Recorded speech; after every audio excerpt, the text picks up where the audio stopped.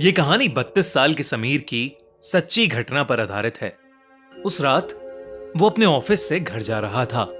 उस दिन उसकी एनिवर्सरी थी, पर उसे ऑफिस से निकलने में देरी हो गई थी। घर पर उसकी पत्नी रिशिमा उसका इंतजार कर रही थी, पर उसकी बाइक स्टार्ट ही नहीं हो रही थी। उसने सोचा कि बस आने का टाइम हो गया है, तो क्यों ना वो बस लेकर ही चला जाए। बस स्टैंड तक पहुंचते पहुंचते आसमान में गरज रहे बादल बरसने लगे और देखते ही देखते बहुत ही तेज बारिश होने लगी। समीर अपना सूटकेस अपने सर पर रखकर बस का इंतजार करने लगा। समीर के कपड़े बुरी तरह भीग रहे थे कि तभी उसके ऊपर बारिश की बूंदें गिरना बंद हो गईं। समीर ने अपने साइड में देखा तो एक आदमी अपनी छतरी के आधे हिस्से से समीर को भीगने से बचा रहा था।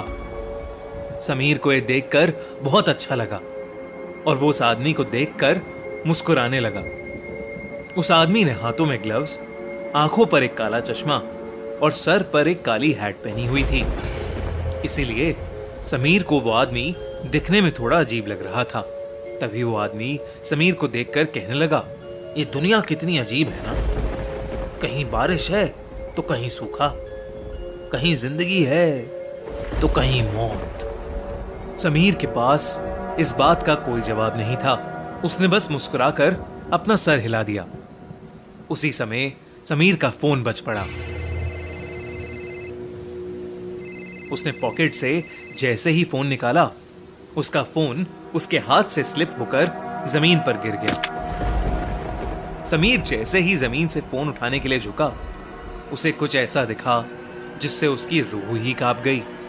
उसके साथ में खड़े आदमी की टांगे ही नहीं थीं और ना ही उस आदमी के जूते के अंदर पैर थे। मानो वो आदमी हवा में झूल रहा था। समीर के चेहरे का रंग बदलने लगा, पर उसने चुपचाप अपना फोन उठाया और उसके पैरों के बारे में सोचने लगा। समीर ने उस आदमी से दूर जाने का सोचा, लेकिन जैसे ही उसने अपनी नजरें घुमाई तो उसे दिखा कि अब पूरा बस स्टैंड खाली था। आसपास किसी ऑटो का भी नामो निशान नहीं था। वहां पर अब समीर और उस आदमी के अलावा और कोई भी नहीं था। समीर की हालत अब खराब हो रही थी। देखते ही देखते बारिश और तेज होने लगी। उस तूफान के बीच उस बस स्टैंड पर वही दोनों खड़े थे। समीर को बारिश की वजह से अब कुछ ढंग से दिखाई भी नहीं दे रहा था। उसे कोई बस भी आती हुई दिखाई नहीं दे रही थी। समीर ने अपनी वाइफ रिशिमा को मैसेज किया और उसे अपनी सिचुएशन बताते हुए जल्दी से आने के लिए कहा। यह मैसेज लिखते ही समीर को उस आदमी की आवाज आई, रिशिमा को यहां बुलाना ठीक नहीं होगा समीर। ये सुनते ही समीर के पैरों तले जमीन खिसक गई। वो उस छतरी के नीचे से निकलकर रोड की दूसरी तरफ भागने लगा। बिना पीछे मुड़े समीर तब तक भागता रहा जब तक उसे वो आदमी दिखना बंद नहीं हो गया। भागते भागते समीर बहुत ज्यादा थक गया था। समीर रोड के साइड पर लगे एक बेंच पर बैठ गया। उसने अपनी तेज चल रही सांसों को नॉर्मल किया, पर तभी एकदम से उसके सर पर पड़ रही बरसात फिर से बंद हो गई। समीर ने सहमी नजर से अपने साइड में देखा तो उसके साइड में फिर वही आदमी छतरी लिए बैठा था। ये देखकर समीर की चीख निकल गई और वो तुरंत उस बेंच से उठकर फिर से रोड की तरफ भागा। रोड पर बारिश की वजह से अब धुंध भी आने लगी थी। आसमान में कड़कती बिजली की आवाज समीर की चीखों को दबा रही थी। थोड़ी दूर आकर समीर फिर से रुक गया। वो बार बार पीछे मुड़कर देख रहा था। हाफते हाफते जब उसने सामने देखा तो बहुत जोर से बिजली कड़की और उस बिजली की चमकती रोशनी में उसे वही आदमी रोड के बीचों बीच खड़ा दिखाई दिया। इस बार सिर्फ उसका आधा शरीर हवा में तैर रहा था। वो समीर को देखकर मुस्कुराया और उसने अपना चश्मा उतार दिया। उस आदमी की आंखें पूरी तरह से काली पड़ी थीं और उसमें से खून बह रहा था। तभी समीर को पीछे से एक बस के हॉर्न की आवाज आई। समीर ने पीछे मुड़कर देखा तो पीछे से एक बस आ रही थी। अचानक ही बहुत सारे लोगों की भीड़ भी उस बस की तरफ आने लगी। समीर को अपनी जान बचाने का और कोई रास्ता नहीं दिख रहा था। वो दौड़कर उस बस के पास पहुंचा। जैसे ही वो बस उस स्टैंड पर आई, सभी लोग धक्का मुक्की करके उस बस में घुसने की कोशिश करने लगे। उसी धक्का मुक्की में समीर उस भीड़ के बीच गिर गया। उसके पूरे शरीर पर लोगों के पैर लग रहे थे और समीर कुछ भी नहीं कर पा रहा था।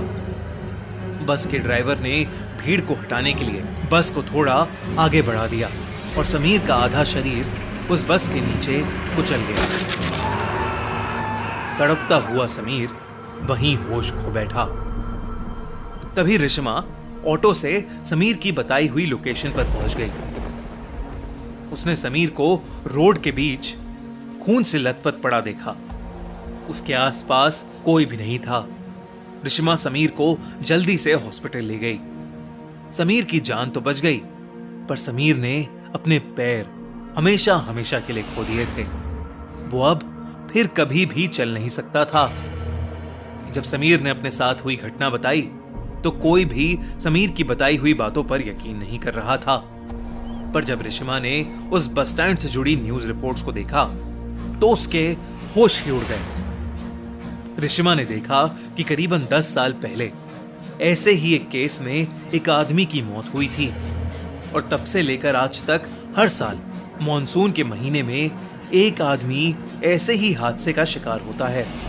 और पुलिस को बयान देते वक्त वो सभी एक अजीब सी काली आंखों वाले आदमी के बारे में बात करते हैं। रिश्मा समझ गई थी कि समीर भी उस काली आंखों वाले आदमी का शिकार हुआ है। कुछ ही सालों बाद डिप्रेशन के कारण समीर की मौत हो गई। अब रिश्मा हर साल मॉनसून के महीने में उस बस स्टैंड पर जाती है, इसी उम्मीद में कि उसकी मुलाकात उस काली आंखों वाले आदमी से हो जाए। रिश्मा को हमेशा लगता है शायद वो काली आंखों वाला आदमी भी ऐसे ही किसी भीड़ के नीचे आकर मर गया होगा और अब वो सबसे अपना बदला ले रहा हो। रिश्मा उससे ये पूछना चाहती थी कि वो ये सब क्यों कर रहा है, पर रिश्मा को वो आदमी आज तक कभी नहीं मिला और शायद कभी मिलेगा भी नहीं। पर आपको क्या लगता है, कौन था वो आदमी और उसने समीर को ही क्यों चुना?